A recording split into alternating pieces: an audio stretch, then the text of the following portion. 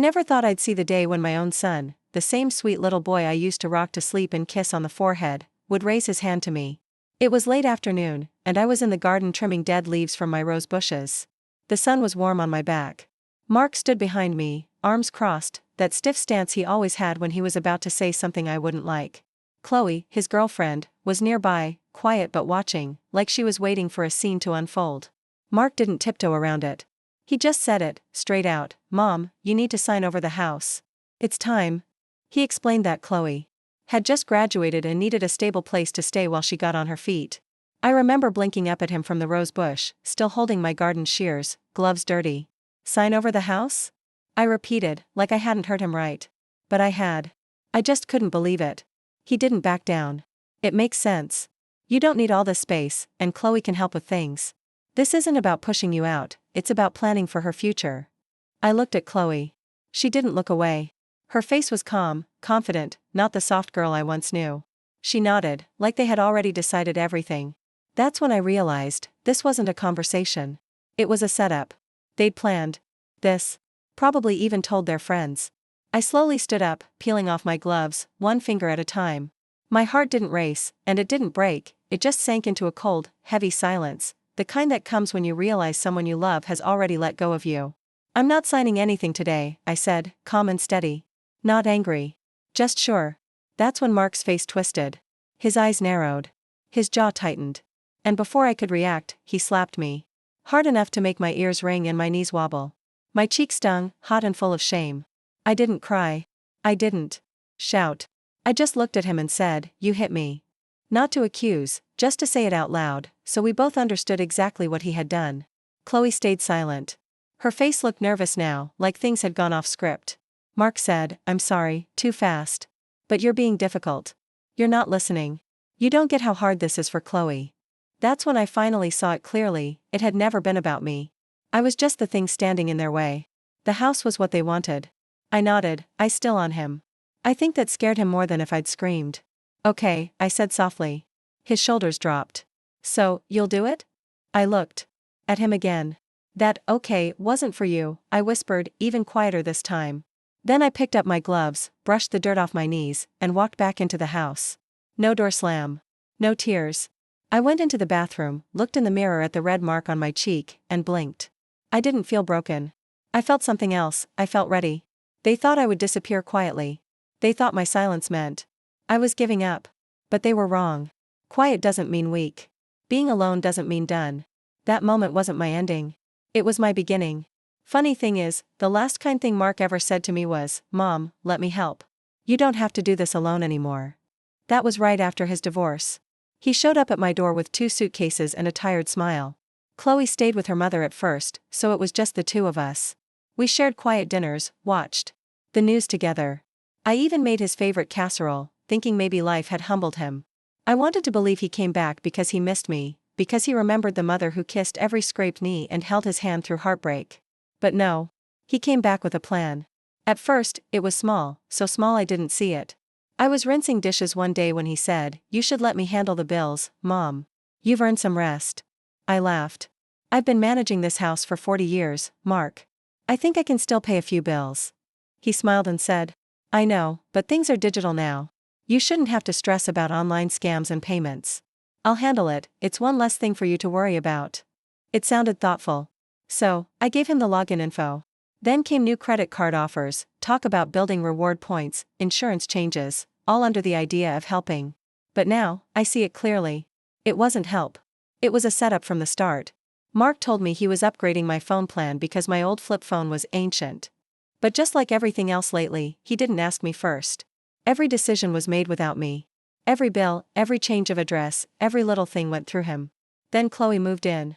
She came in all smiles and sweetness, like a breeze. She called me Grams, brought me tea, and baked muffins on weekends. For a little while, I let myself believe maybe she meant well. I almost forgot what she was really doing, until one night I heard her on the phone, laughing. "It's practically already mine," she said. "She's just too soft to fight." That was the moment everything snapped into focus. From that night on, I started keeping a notebook. Every strange piece of mail Mark redirected. Every time my bank info accidentally updated. Every change I hadn't agreed to. Every time Chloe brought her friends over and showed off the House like it was already hers. I didn't argue. I didn't scream. I just took notes and tended my roses like always, snipping dead petals and digging in the soil while pretending not to hear them talking about open-concept kitchens and new flooring. Some days I wondered if I was just being paranoid. Maybe I was turning into one of those bitter old women who sees betrayal everywhere. But then one day, I heard Chloe thank Mark for setting her up for life. When I walked into the room, they both went quiet. Mark looked at me and said, "Hey Mom, why don't you take it easy this week? We've got everything handled." Like I was a guest in my own home. Like I was already invisible. I just nodded and went back outside. Dug my hands deep into the garden bed and let the dirt get under my nails. That was the day I decided to look up the property deed. I needed to know for sure what my husband had left behind, and what they might have missed. Because Chloe might have seen me as some soft old woman. And Mark might have thought I was too tired to fight. But they were both wrong. I wasn't broken. I was patient. And I wasn't about to let them take the home I built my life in. Mark thought he had already won. Chloe walked around like she owned the place. Like I was just the help. But I wasn't playing their game. I was documenting it. 3 weeks after Mark slapped me, I went to the town clerk's office. I didn't tell anyone. Not even that morning, when I watched Mark pour himself coffee from my pot like he owned the place. The clerk's name was James. He was young, polite, wore thick glasses, and had the kind of shy smile that made me think he still lived with his mother. I told him I needed to check the property records for my house. "Of course," he said, pulling up the file. "What exactly are you looking for?" "My husband left the deed to me when he passed," I explained. "But I want to double-check the original title, just to be sure." James raised an eyebrow, half smiling. "Most people don't go that far back." "I'm not most people," I told him. He nodded, printed a few documents, and slid them across the counter. "This is the most recent deed. Sole ownership. In your name since 2009, he said. Then he pulled another file from an old folder. "And this one's the original from 1987. That what you're after?" I put on my glasses and started reading. And there it was, right in the fine print where my husband, Clifford, said it would be. A clause he had insisted on: any transfer of ownership had to be agreed on by both original owners or their legal heirs. If not, the house stays in trust with the surviving spouse, until they die or willingly give it up. In other words, unless I signed it away on purpose, they couldn't touch it. I smiled to myself and ran a finger along the paper's edge. Clifford always said I was too trusting. Too quick to say yes. "You don't give up your ground," he told me once, "not even to the ones you love. Especially not them." I thanked James and folded the document carefully into my purse. On my way out, I asked, just curious, "Could someone do anything with this house without me knowing?" "Only if you gave them full power of attorney," he said. "And if I didn't?" I asked. "Then nothing they sign matters," James said, smiling kindly. That night, I made 3 copies of that clause. One went in my notebook. One in the safe. And one into a folder I labeled "If They Push Me." I didn't say a word to Mark. Let him keep playing the boss. I didn't even flinch when Chloe hugged me that weekend and thanked me for doing the right thing. She wrapped her arms around me like she was already the new lady of the house. Later that same night, she posted a photo online.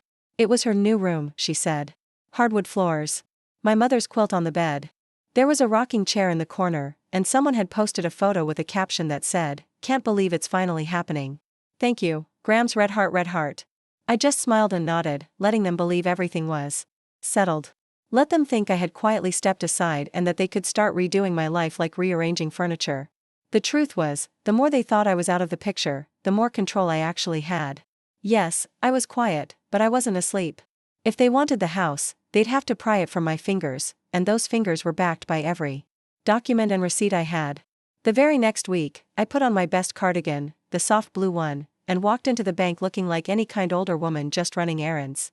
Calm, slow, nothing unusual. Mark had always liked to streamline things, as he called it. He told me he set up some accounts to make life easier, so I wouldn't have to worry about bills or paperwork anymore. I let him believe that. I let him think he was in charge. What he didn't know was that I'd been keeping a notebook, full of changes to accounts, strange charges, missing statements, and new expenses marked family needs. That morning, I went straight to Linda at the bank. We'd known each other for years, since the days when our little town still had a Dairy Queen and a video rental shop. "Linda, can you help me with something?" I asked with a soft smile. "There's a transfer I don't quite understand." She greeted me warmly, just like she always did with her older customers. I handed her a printed page from an account I had quietly reopened under a different name months ago, my backup Linda looked it over, and I saw her eyes narrow a bit. These withdrawals, they're going into a shared account. Oh? I said, blinking like I was surprised. Is that what that form was? I remember Mark had me sign something a while back. Something about emergency access. I didn't really read the whole thing, you know how it is. Linda looked closer at the paper. This form doesn't just give him emergency access. It gives him full control, he can move money around freely. I tilted my head. Is that so? Yes, ma'am, she said. And this account is connected to a larger one. Your name doesn't appear on it anymore. Now, I already knew that part. But I acted surprised, so well that even Linda paused. I leaned in a little and said, like I was sharing a quiet truth, well, I guess that's what I get for being too trusting. Clifford would be rolling in his grave. Linda looked around, then lowered her voice. Mrs. Holloway, would you like me to quietly flag this activity? I smiled, but it didn't quite reach my eyes. If it's not too much trouble, Linda. Let's not raise any alarms just yet. I'd like to stay a step ahead. She nodded, printed a summary of the recent transfers, and slipped it into a plain envelope. If anything else happens, call me directly. Don't go through the help desk. As I walked out of the bank, that envelope tucked under my arm, I felt taller than I had in years. I was still Evelyn, quiet, polite, the kind woman people barely noticed, but now I had something they didn't expect, evidence. Back at the house, Mark was lounging in the living room, scrolling through home decor websites. Chloe was upstairs blasting music, her friends giggling like they were at a slumber party. Mark looked up and asked, "You were out for a while?" "Just a walk," I said. "Beautiful day." He didn't even glance at the envelope in my hand. That evening, Chloe walked past me without saying a word, holding her phone up like she was filming a house tour for her followers. "This is the main hallway," she said to the camera. "We're going to repaint it, clean whites, modern but cozy. Not we're moving into my grandma's house. Just this is the hallway, like I was already gone." She didn't even see me standing there. Or maybe she did, and just didn't care. But I saw her. I heard every word. And I was writing it all down. By the second weekend of May, Chloe had turned my home into her personal showroom. She stopped knocking before entering rooms. Stopped asking if it was okay to have guests. People just started showing up, young women in cropped jackets and trendy jeans, strolling through my hallway like they were sizing it up to flip for profit. "This room has great light," one of them said, spinning in what used to be Clifford's study, the one he built himself. "Totally could be a wellness nook," she added. I whispered it under my breath, "wellness nook," as I stood behind the kitchen door, half hidden and unnoticed. "And Chloe?" She stood there beaming like she was royalty. "We're thinking of putting in a skylight. Maybe getting the kitchen next," she said, as if the house belonged to her now. "We." Not a single word about me. That night, after everyone left, Chloe walked past me in the hallway again. No eye contact. No good night. "Still," I said softly, "good night, sweetheart." She didn't answer. But I was there. Watching. Listening. And writing everything down. I was standing there in my own slippers, the ones with the worn-down heel, when it hit me, that same hollow, aching feeling I'd had the day we buried Clifford. It's the kind of emptiness that sneaks up on you, when people stop truly seeing you but still use your warmth like it's theirs to take. The next morning, I wrote it down in my notebook. Date, May 11th, time, 10:47 a.m. Event, 4 girls, none. Introduced, walked through the study, dining room, and upstairs. Chloe described the house as ours. No mention of me. No acknowledgement I was even there. And this wasn't a one-time thing. It kept happening, on Tuesdays, Thursdays, even Saturday brunches. Brunches that left my silver trays in the sink, crusted with dried egg yolk like they'd done it on purpose. Chloe walked past me like I was just part of the furniture. A coat rack. An old doily nobody remembers still using. I didn't argue. I didn't raise my voice. I just kept writing it all down. And I kept tending to my roses, because something strange happens when people think you're harmless, they stop hiding who they really are. Mark had pulled away too. He hardly came out of his room, except when he wanted to use the oven or brag about how many likes Chloe's latest post had gotten. "She's building a following," he said one night, eyes glued to his phone. "People love her taste." "Lovely," I said, stirring my tea. He never asked where I went during the day. Never noticed the papers I tucked into my knitting basket. Or that the folder marked recipes didn't hold a single one. And why would he? To them, I was fading, a little old-fashioned, kind of sweet, mostly useless. They forgot. They forgot who helped build this house with Clifford. Who climbed onto the roof during the storm of '99 and patched the leak herself. Who hosted the women's auxiliary luncheons here for 23 years. Who buried a dog and a husband. in this yard and still got up every morning to trim the roses, like faith alone could keep something alive. They forgot. But I didn't. Every closed door whisper. Every ignored goodnight. Every dish left crusted in the sink, I wrote it all down. I wasn't going to fight them by yelling. That's their way. I was going to fight them with facts. With proof. The kind that speaks in court. The kind with stamps and signatures and dates. One afternoon, I came back from the store with 2 grocery bags. One held Chloe's favorite almond milk, because I was still playing along, and the other had the cheapest bouquet I could find, just to keep the kitchen from feeling too empty. But when I went to unlock the door, my key didn't fit. I tried. Again. Nothing. The doorknob turned just a little, then caught, cold and stuck. I knocked. Soft at first. Then louder. Finally, Mark opened the door, holding his phone, clearly annoyed. "Oh. You're back already?" "Already?" I said, looking down at the bags. I was gone for 30 minutes. He stepped aside, barely leaving enough space for me to walk in. That's when I saw the new locks, freshly installed, brushed nickel. "You changed the locks?" I asked, trying to stay calm. "It's for security," he said with a shrug. "With Chloe moving more of her stuff in, we just thought it was best. Crime's been getting worse, you know." I looked at him, stunned at how easily the lie rolled out of his mouth. "But you didn't tell me." He shrugged again. "Figured it was easier this way. I'll get you a key eventually." Eventually. Like I was some unwanted guest overstaying. "Police." Then he added, "Chloe's got people coming over later. Try not to be underfoot." Underfoot. That word clung to me like a bad smell as I walked to my room. I closed the door behind me, locked it, and stared at the dresser Clifford built me for our 10th anniversary.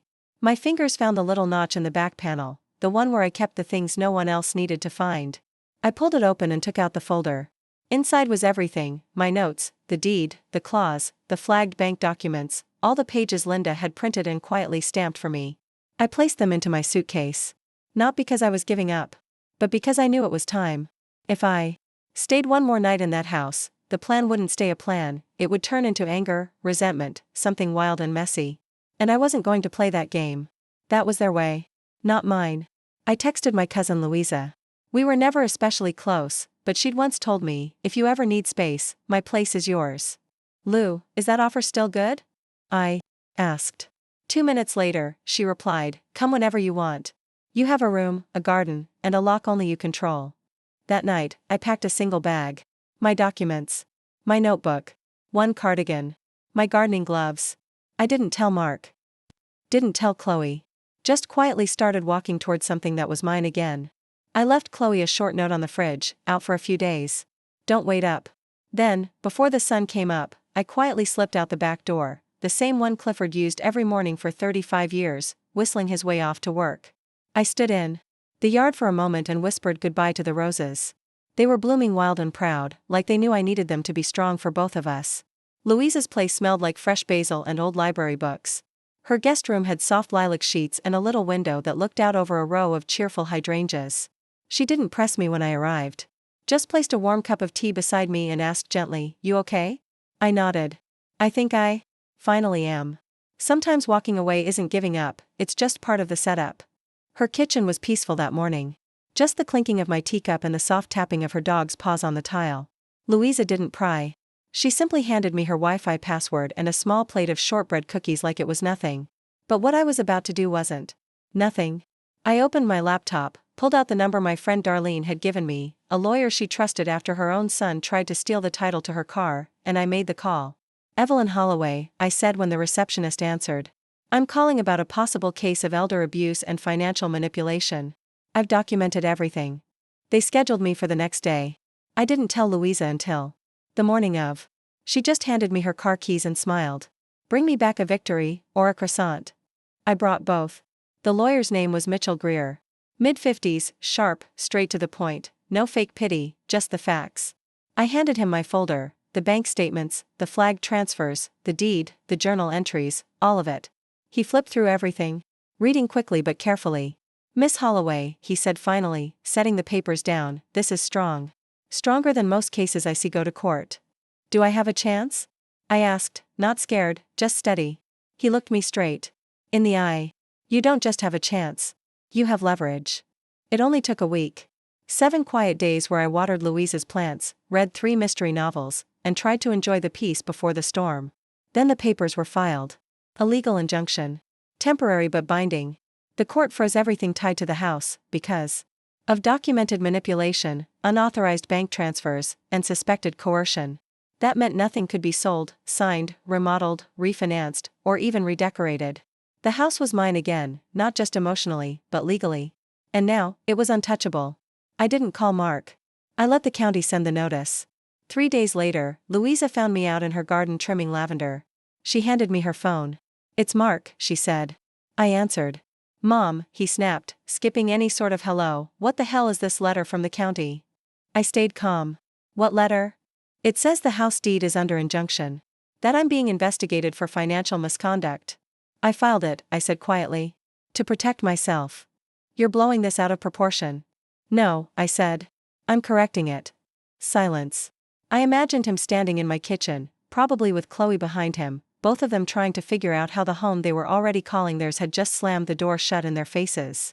"Mom," he muttered, "Chloe's already planned to move in. She posted pictures. What are we supposed to tell people?" I didn't flinch. "Tell them the truth. Tell them you forgot who owns the house." He exhaled hard, the way people do when they realize the story they've been telling themselves just fell apart. That night, Louisa opened a bottle of wine. We toasted, to boundaries, to standing tall, and to judges who still believed in paper trails. Because being quiet doesn't mean you're weak. And being underestimated? That's just the first step to winning. Saturday morning came with blue skies and birdsong. Louisa had just pulled muffins from the oven when her phone buzzed. She looked at the screen, then handed it to me without a word. "Chloe posted," she said simply. I opened the app. There. It was, a picture of a giant moving truck parked right in front of my house. The caption read, "Can't believe it's finally happening, red heart, hashtag first home, hashtag blessed, hashtag next chapter." I almost laughed. Comments were flooding in, "OMG, congrats. You totally deserve this. That porch is so cute and vintage." And there she was, Chloe, posing beside the truck like she'd just signed the papers herself. One hand on her hip, the other holding an iced coffee, grinning like the queen of a kingdom she hadn't actually claimed. But I had. And this time? The ink was mine. She had that same smug smile on her face, soft pink lip gloss shining, like she'd already won something. I didn't say a word. I didn't text or call. I just waited, because I already knew what was waiting for her at the front gate. A letter. Taped neatly in a plastic sleeve, weatherproof and impossible to miss. She didn't know it was coming, but she'd never forget it. I had written it carefully with Mitchell, not one bit of emotion in it, just plain facts. It started, "To whom it may concern, this property is under legal injunction, filed with the county office on, insert date. Nothing may be moved in, stored, or changed on this property until further notice. Any entry without permission will be considered trespassing. See attached documentation. E.H. Holloway." I didn't see her reaction myself, but Louisa's neighbor Joanne, who loves a bit of drama, texted me the play-by-play in pictures. First photo, Chloe getting out of the van, yoga pants on, carrying a box, still wearing that smug grin. Second, her standing at the gate, reading the letter, mouth slightly open. Third, phone to her ear, pacing in front of the house. Mark? Nowhere in sight. Fourth, her friend slowly backing away. Fifth, the moving van driving off, still completely full. I looked at the pictures without saying a word. My hands didn't shake. My heart didn't race. I didn't feel angry, or proud, or even mean. I just felt clear. Like finally, everything made sense. Louisa leaned over my shoulder. "Looks like she got the message." I took a sip of tea. "She got a message," I said. "But the real one's still coming." Because Chloe didn't know everything yet. She didn't know we had flagged Mark's bank activity. She didn't know he never actually had power of attorney, not legally. She didn't know the county had copies of everything. All she knew was, she couldn't get in. And Mark wasn't answering her calls. Funny thing is, she accidentally called me. Probably thought I was him. The voicemail was only 4 seconds long, but I could hear the panic. "Mark, what the hell is this? Why didn't you tell me she did something legal? You said it was handled. Call me back. Now." I saved it. Right next to the other ones. I didn't call her back. That night, I opened my notebook again. Slid the printed photos behind some bank documents. Wrote a new note. Date, Saturday. Event, Chloe tried to move in. Legal notice stopped her. Van left still full. No fight. No warning. Just truth. Just paperwork. 2 days later, my phone rang. Blocked number. I knew it was Mark. I let it go to voicemail. Waited an hour, then hit play. His voice was tight, like he was trying not to yell. Mom, we need to talk. Chloe's upset. I'm upset. What you're doing is too much. It's going to force me to take legal action. Call me before this gets worse. Worse? That was rich, coming from the guy who locked me out of my own house with no notice. Still, I called him back. I wanted him to hear how calm I was. I wanted him to feel how solid everything I'd done was, how shaky his whole plan had become. He picked up right away. I got your message, I said.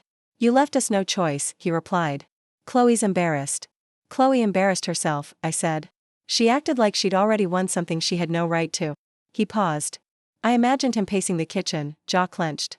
You filed an injunction, he said slowly, like it physically hurt to admit. A real one, I said. Spoke to a lawyer this morning. You can't do that unless there's abuse, he said. I did, I answered. What abuse, he snapped. We were trying to help you. You hit me, Mark. Silence. I barely touched you, he stammered. That wasn't just fear, I said, my voice still steady. That was control. You were scared I wouldn't sign. That your little plan would fall apart. You don't know what you're talking about, he said. I've been managing everything. Keeping this place running. You've been confused. I almost laughed. There it was. The same lie he'd been pushing for months. You mean the form you had me sign last fall? I asked. The precaution?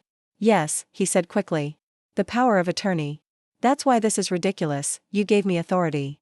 I stood up, walked to Louise's hallway table, and picked up a document Mitchell had mailed me. I got a certified copy from the courthouse, I said quietly. The form you submitted? It's missing a second signature. No witness. No notary. No legal standing. And just like that, I heard it, the moment everything changed. Mark stopped talking. Stopped pacing. Stopped lying. You never had the right, I said, calmly. Every time you used my name for a purchase, every bill you paid from my account, it was fraud. And every paper you signed about this house? All of it, invalid. Mark didn't say anything. I could hear Chloe in the background, her voice sharp and confused. What is she saying? Mark mumbled something back to her, then returned to me. You wouldn't do that, he said. I already did. I let it hang there, not as a threat, just the truth. I don't want revenge, I told him. But I will protect myself. I've got everything saved, documents, messages, bank statements, and now the court has them too. You're blowing this up, he tried. No, Mark. You did, when you raised your hand to me. When you changed the locks. When you let her walk through my house like I was already gone. Silence. Then, finally, his voice dropped low. Like he was finally scared. What do you want? I looked out Louise's window at her lilac bushes swaying in the breeze. I want you out. For good. Legally, permanently. No tricks. No claims. No coming back. He didn't argue. He didn't beg. Because he finally understood the one thing he never saw coming, a quiet woman armed with paperwork. They say paper cuts hurt the worst because you never see them coming. That's the kind of letter I sent, no threats, no drama, just cold, clear truth. One line at a time, like a sharp knife slicing through every lie they thought was buried. For good. I mailed 3 copies by certified mail, one to Mark, one to Chloe, and one straight to Adult Protective Services. My lawyer had already flagged it as part of an active investigation into elder financial abuse. Inside the envelopes? Proof. I included side-by-side bank records, mine, and the ones with Mark's shady transfers. I added a copy of the power of attorney form he claimed gave him control, only his version was missing signatures, had no witness, and wasn't even legally filed. There were screenshots, too, Chloe's Instagram posts calling it our new house, before any papers were signed. Photos of the locks they changed. Even her notebook sketches for the kitchen remodel, her name scribbled proudly over my floor plans. I built a full timeline, every date. Every dollar. Every morning I found myself ignored in my own home. And at the end of the letter, I wrote one short paragraph. You didn't just try to steal a house. You tried to erase a person. This place isn't just property, it's my life. I built it over 40 years, with my hands and with your father's tools. You turned that legacy into a weapon. And now, you'll live with the consequences of underestimating the wrong woman. When I got the delivery confirmation, I pictured them sitting at my old kitchen table, the one they claimed as theirs, surrounded by a cloud of legal trouble they never even saw coming. They didn't call me that day. But Chloe made her Instagram private. And according to Louise's hairdresser's cousin, who works front desk at the dealership, Mark stopped showing up for work. The next afternoon, Louisa handed me her phone. Voicemail. From Mark. I played it on speaker. Mom, we got the letter. I don't understand how you could do this to us. Chloe's crying. You've blindsided us with stuff that's just not fair. If we did anything wrong, it wasn't on purpose. Please, can we talk? No apology. Just panic. Just fear. They weren't sorry for what they did. They were sorry it didn't work. I didn't call back. Instead, I sent one more letter, this time to Mitchell, my lawyer. Subject: request for police presence during re-entry. He called me within the hour. They won't be able to talk their way out of this, he said. If you're going back, I'll have an officer there. Good, I said. It's time I went home. Because this wasn't just about bricks and paperwork. It was about everything they tried to wipe away, the birthdays in that kitchen, the porch Clifford painted over and over to match my favorite shade of blue, the hallway Chloe mocked as outdated, the very same hallway where Mark took his first steps. This wasn't revenge. It was return. At exactly 9:02 a.m. on a quiet Tuesday morning, I stepped onto my front lawn again. Mitchell stood on one side of me. A calm, serious officer named Simmons stood on the other.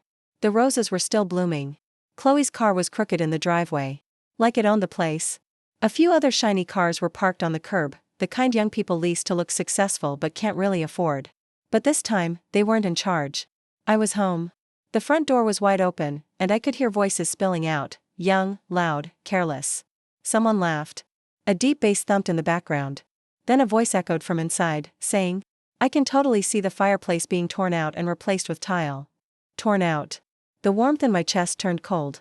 Officer Simmons gave me a small nod. Ready? I didn't answer. I just walked straight in. 3 of Chloe's friends were lounging in my living room like it was some kind of open house. One had her boots, muddy boots, on Clifford's old coffee table. Another was stretching a measuring tape across the entryway, like they were planning a remodel.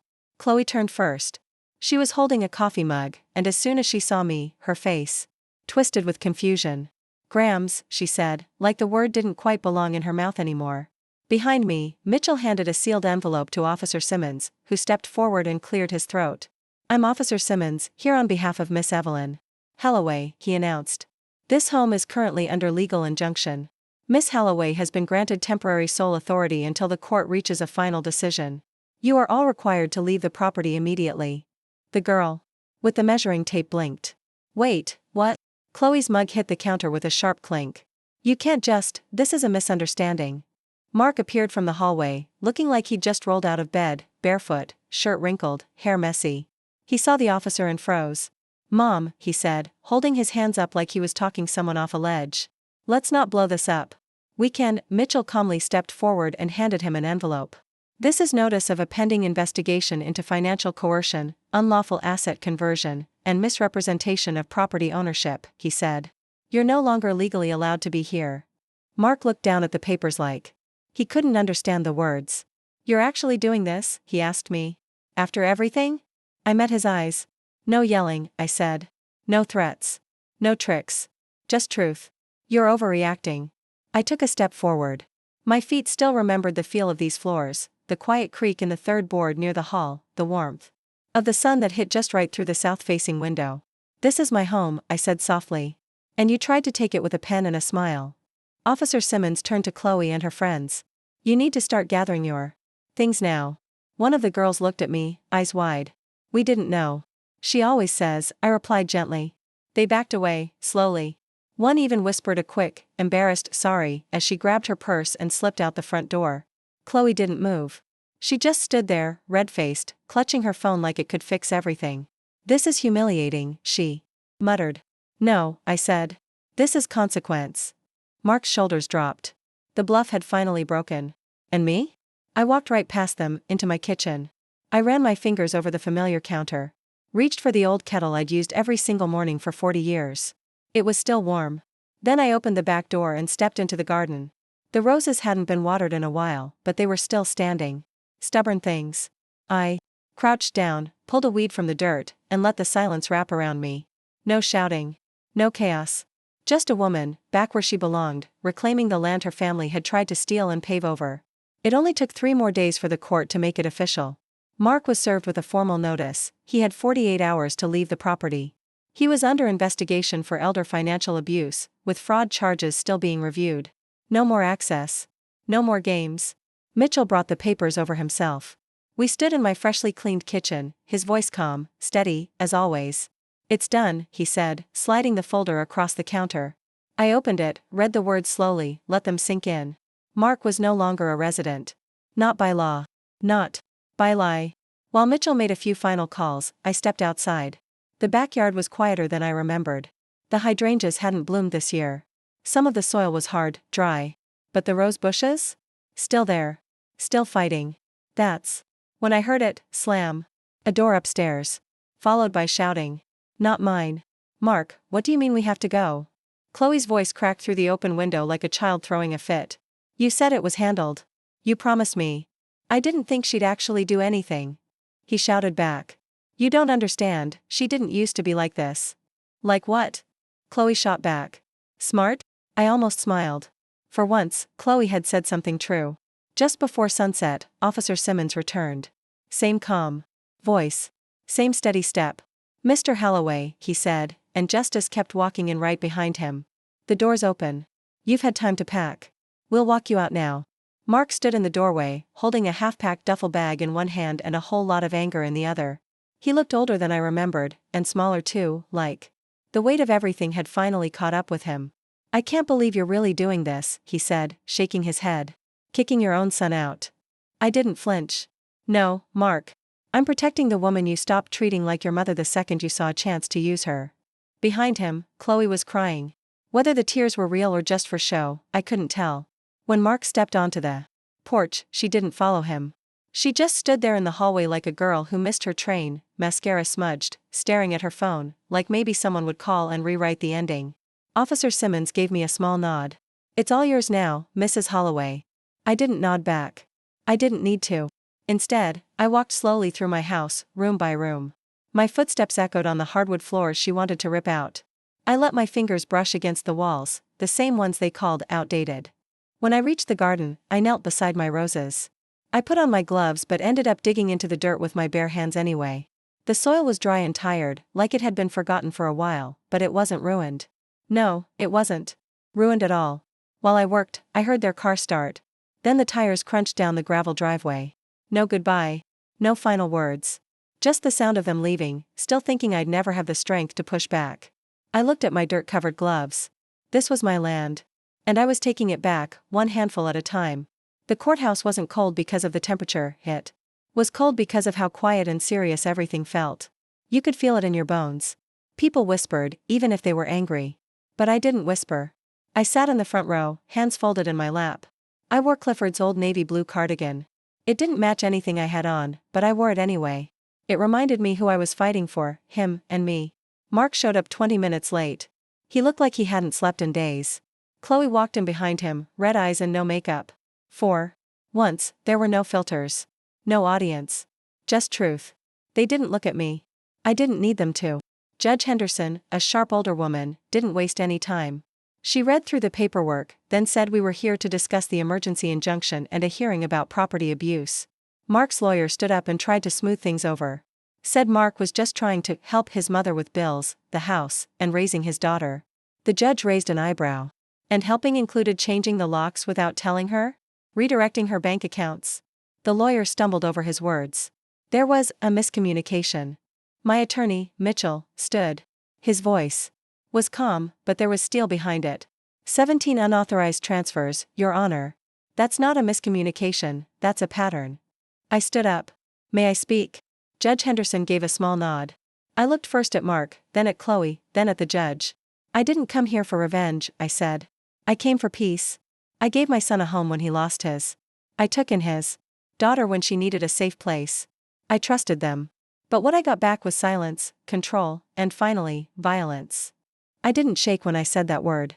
I wanted it to land. I didn't scream. I didn't lash out. I documented everything. I reported what I needed to. I protected myself the only way I knew how, quietly, legally, and completely. No one spoke. Chloe stared at her lap. Mark sat stiff as a board. The judge tapped her pen.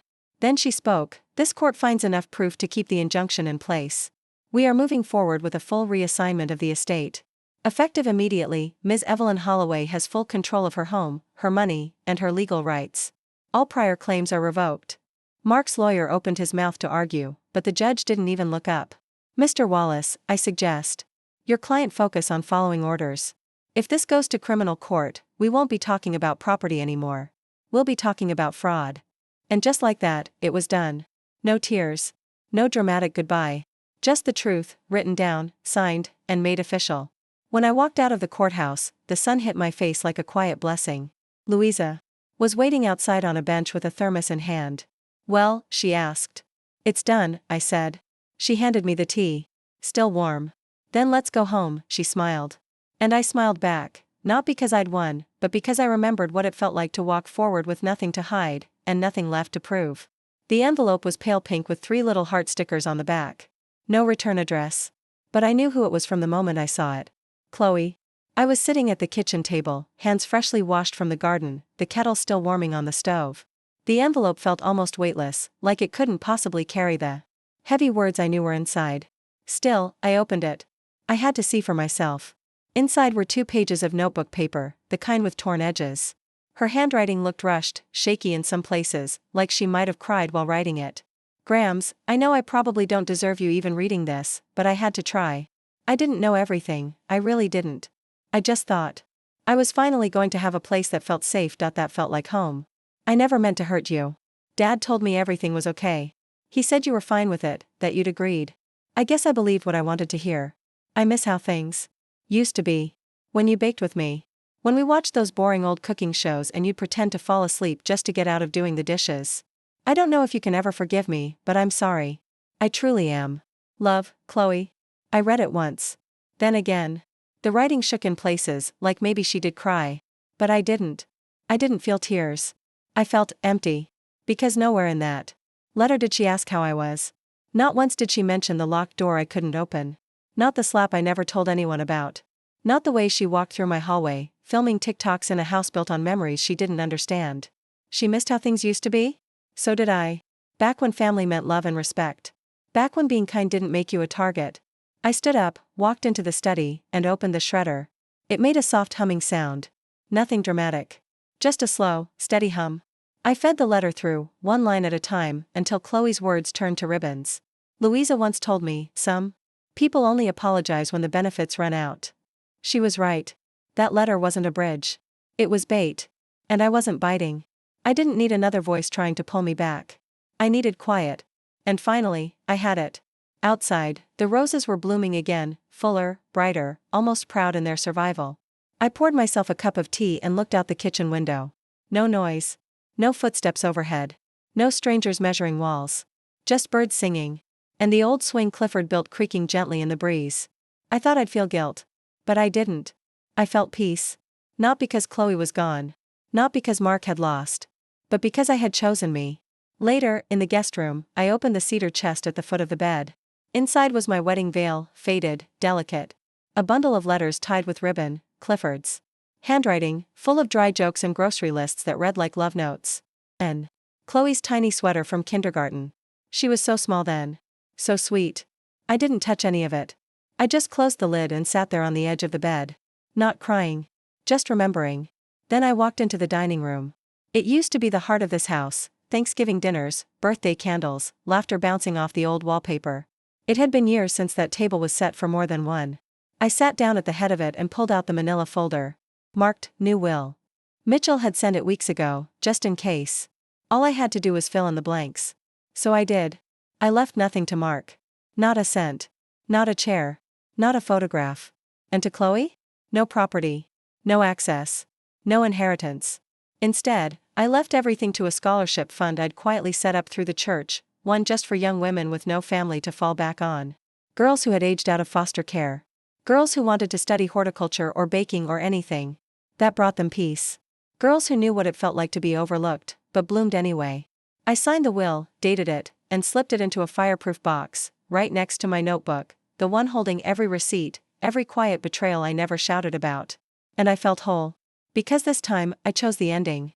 I chose where my love went. Not to people who called me weak behind my back. Not to those who confused silence with surrender. But to futures worth planting. That night, I stepped out into the yard. The moon was low and silver, shining soft across the garden. I knelt by the roses, not to bury something, but to replant. 3 rose cuttings I'd been nursing in quiet corners of the yard. I moved them to the front flower bed. Where everyone could see them. Bright. Bold. Unhidden. Just like me.